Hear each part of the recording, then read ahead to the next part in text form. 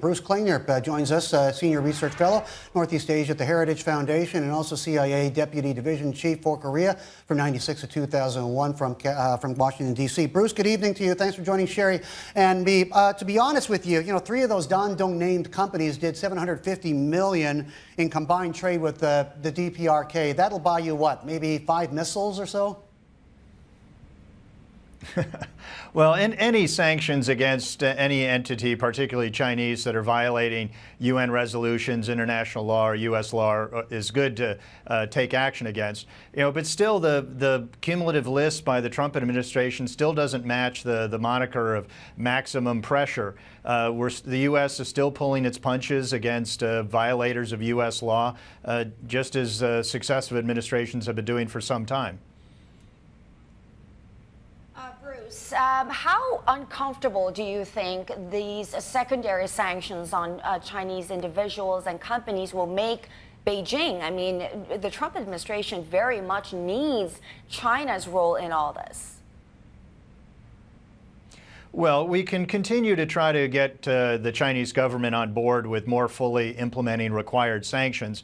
China has, over the years, talked a good game, but underperformed on implementing the required sanctions, also turning a blind eye to North Korean proliferation and illicit activities occurring on Chinese soil. Now, U.S. officials will say they feel the Chinese government is doing more lately, but there are things the U.S.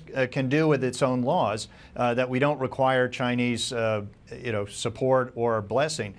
Because the vast majority of all international transactions in the world use dollar denominations, that means they go through the U.S. financial system, so we can take action against anyone that's money laundering or committing crimes in the U.S. financial system. Some congressmen have provided a list of 12 Chinese banks, including the Big Four, to the executive branch, hoping they'll take action, whether identifying them as money laundering concerns or imposing fines, such as the $12 billion in fines the U.S. government imposed on European banks for money laundering for Iran. So far, we haven't imposed a single penny in fines on any Chinese bank. What comes beyond sanctions? Well, that's kind of like saying there's always going to be crime even if the police arrest people, so why arrest anyone? I mean, you have to do what you can to uphold your principles, uphold the rule of law, and uphold your UN resolutions and your laws. So if you get a criminal organization or a rogue regime to switch from plan A to plan B, you've impacted their program. So, contrary to what President Obama said when he was in office, North Korea is not the most heavily sanctioned, the most cut-off nation on earth.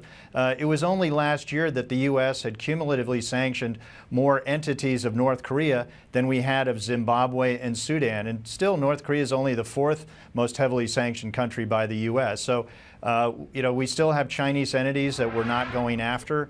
If you talk to folks in the U.S. government, they'll say, I've had a list of Chinese and North Korean entities for years that I have evidence for, but they've been prevented from going after them. Bruce, North Korea has been pretty quiet in recent months, actually. It's been, 9 weeks since the last missile test.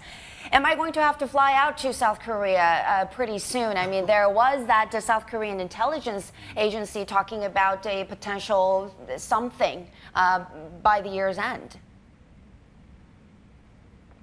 Right. Well, North Korea has typically launched fewer missiles in the 4th quarter of the year than in the other time. So since Kim Jong-un has come into power, they've usually launched only 5 missiles per quarter in the 4th quarter, as compared with 25 to 29 missiles per quarter in the first 3 parts of the year. So I think people are reading too much into this pause, thinking that it's either a sign of North Korea holding back or North Korea signaling flexibility or a desire to return to negotiations.